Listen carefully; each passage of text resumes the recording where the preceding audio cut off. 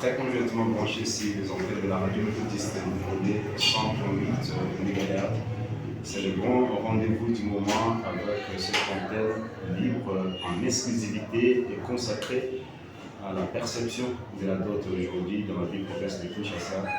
Ce qui fait, nous recevons ici et maintenant M. Andy Mignaki, qui est responsable et président de la fondation qui porte le même nom, donc la fondation Andy. Mais ici, il va répondre à nos interrogations en tant que percepteur ou quelqu'un qui analyse la société. Bonjour, M. Andy. Bonjour, M. Alfred.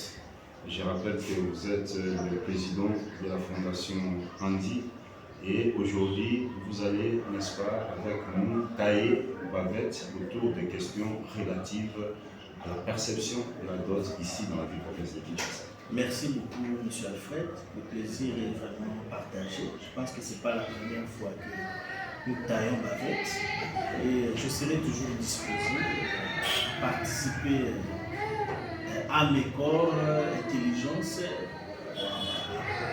pour participer dans tout sujet d'intérêt public et national.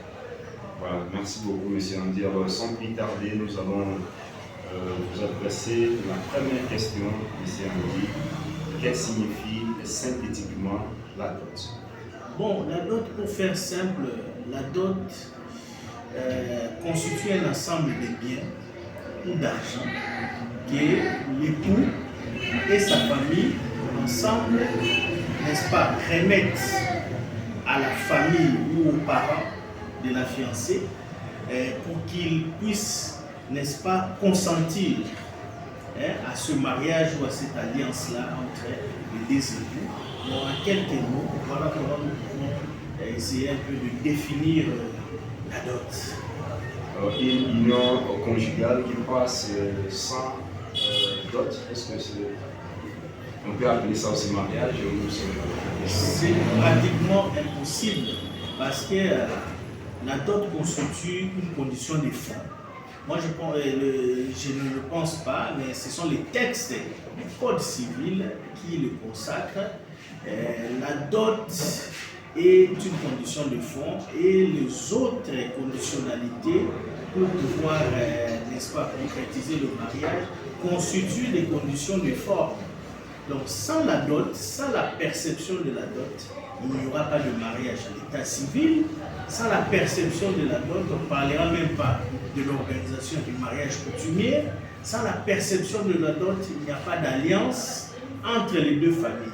On n'est pas dire mariage entre époux et épouse. Voilà.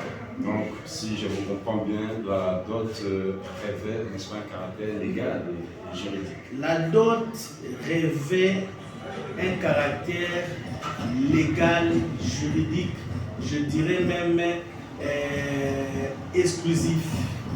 Parce que sans la dot, rien de tout ce qui peut être pensé pour unir deux identités pourrait se faire.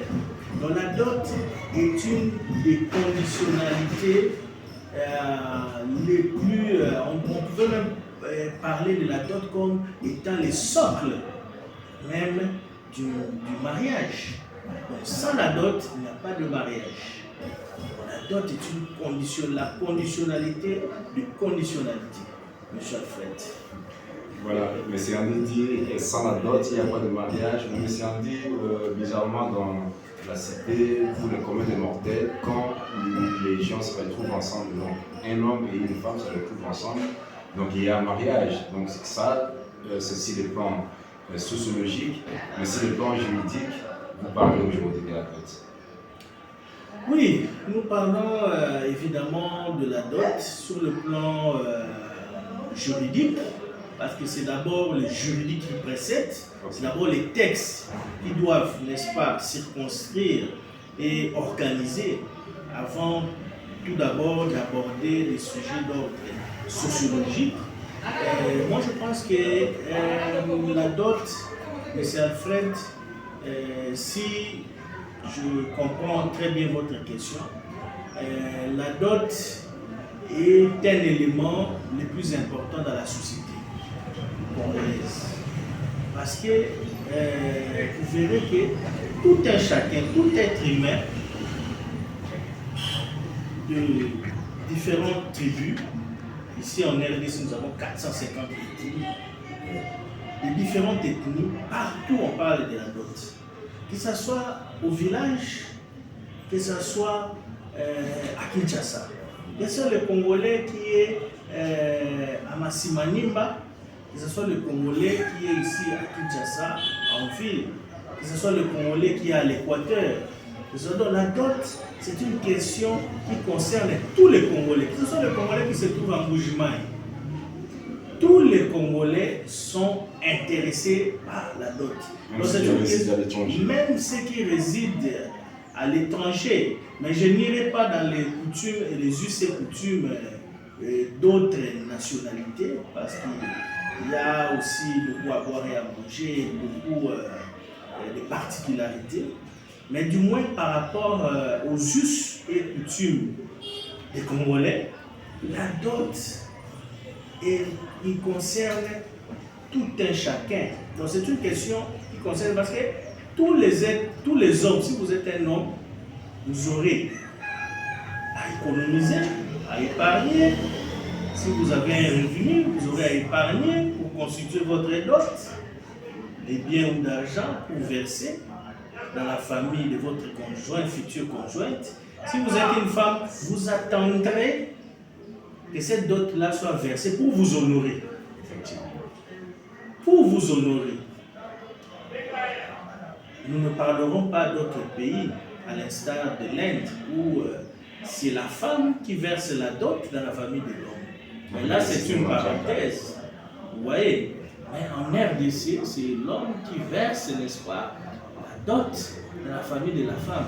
Et nonobstant le fait que notre pays connaît des problèmes à caractère économique, les jeunes gens n'ont pas toujours de l'emploi au lendemain de leurs études universitaires, mais du moins, tout le monde a tendance à faire un effort pour pouvoir, n'est-ce pas, remplir cette condition de vie, cette condition de société.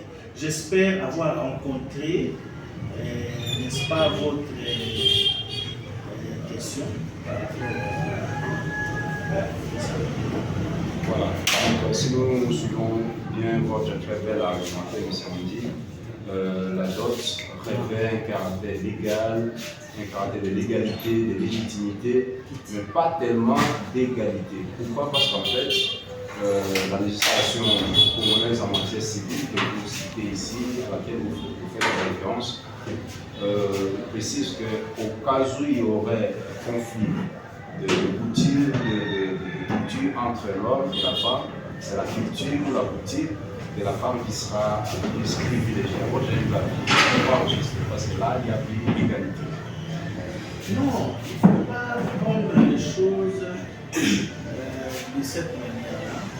Moi, je pense que le législateur, lorsque le législateur était en train, n'est-ce pas, de légiférer, le législateur, il y a toujours eu un débat dans les hémicycles.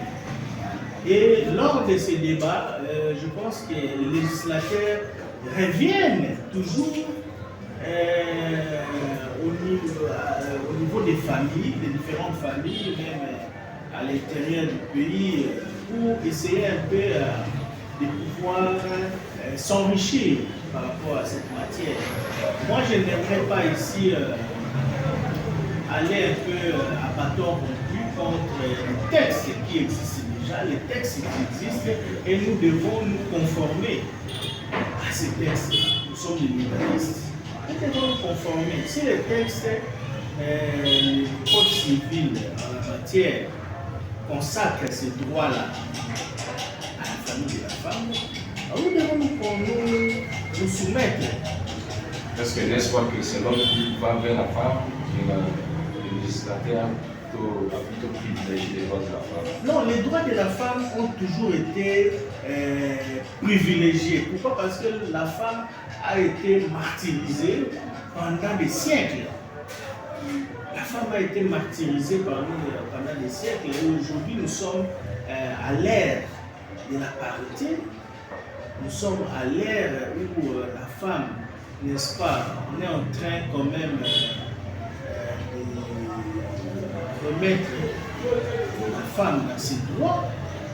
Moi je pense que si le législateur du Code civil a consacré autant de droits à la femme, c'est justement pour permettre à cette femme-là, mais moi je vous dirais que malgré que les textes, comme vous venez de le dire, moi je vous dirais que ça ne se passe pas toujours dans ce sens-là. Il y a toujours une négociation entre les deux familles.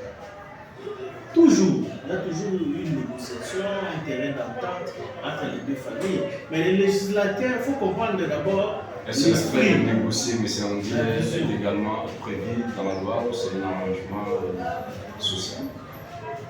La loi laisse les deux familles la latitude d'échanger, mais quand bien même c'est la famille de la femme qui fixe les montants ou soit la liste par rapport c'est la famille de la femme.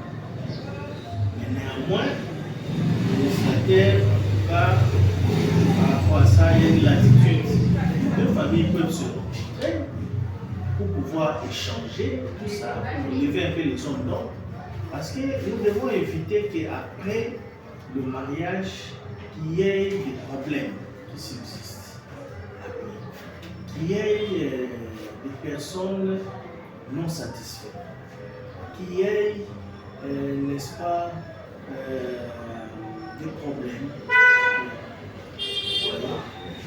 Donc, nous devons éviter tout ce qui peut être non avoué, nous devons les éviter. Voilà. Nous devons éviter tout ce qui peut être non avoué, comme je précise, c'est Andy Minaki, je rappelle, mesdames et messieurs, que nous sommes la radio méthodiste Mokoé. Ici et maintenant, nous parlons de la perception de la dot dans la ville-province de Kinshasa, aujourd'hui au XXIe siècle, dit siècle de vitesse. Mais c'est en dit en quoi la modernité aujourd'hui, ici à Kinshasa, influence-t-elle nos sociétés? Mais la modernité influence presque tout. Et la modernité par rapport à ce qui concerne la dot ne reste pas en laisse. La modernité est en train de tout influencer. Et vous verrez que les us et coutumes sont en train d'être modifiés au fur et à mesure. Et nous risquerons un jour de pouvoir perdre le sens même de notre identité en tant qu'Africain, en tant que Congolais en particulier.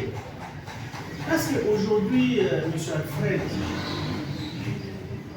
vous n'allez pas me contredire que certains parents vont même aller à demander des biens technologiques comme les iPhone Pro Max. Vous verrez un autre parent qui va demander les iPads, le congélateur, il va même préciser congélateur, les écrans LED, il va même préciser la marque. Il va encore plus loin. Nous devons faire très attention. Moi, je pense que l'État doit circonscrire, n'est-ce pas, par rapport à ça. Je sais qu'il y a un député dans la législature passée, un député qui avait tenté une motion pour pouvoir, n'est-ce pas, modifier le code civil, apporter des amendements pour que la dot soit fixée à une hauteur de $500 maximum. Et c'est là, bon, on n'avait pas rencontré l'assentiment de l'hémicycle. Ça a été tenu en échec.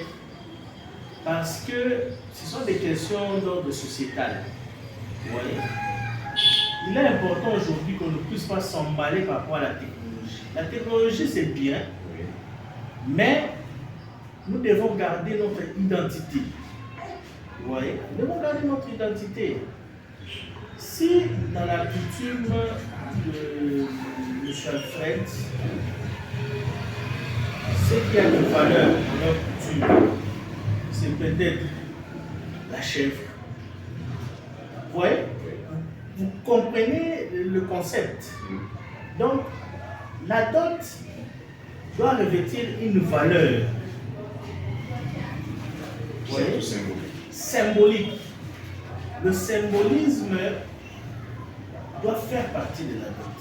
Quand on donne une dot, la dot doit avoir une valeur. La dot ne doit pas être sans valeur. Elle doit avoir une valeur. Je donne un exemple. Il y a un homme riche de ce pays dont j'étais téléphone. Cet homme-là voulait marier sa fille.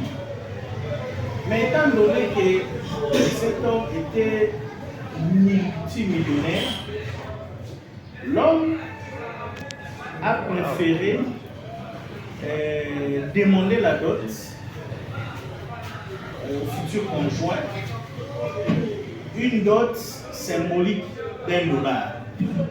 Et ces $1 là, lorsqu'il était versé, l'homme a pris ces $1 là et l'a mise en valeur dans l'espace un cadre et l'a placé au mur. Pour lui, c'était une fierté. Voilà, j'ai fait marier ma fille. Mais $1 a une valeur. Vous me comprenez? Donc la dot doit symboliser quelque chose et doit aussi avoir une valeur. Mais la dot ne doit pas devenir un moyen de marchandage. Hein? Donc vous avez besoin d'un iPhone, vous avez besoin, n'est-ce pas, d'une chaussure Weston.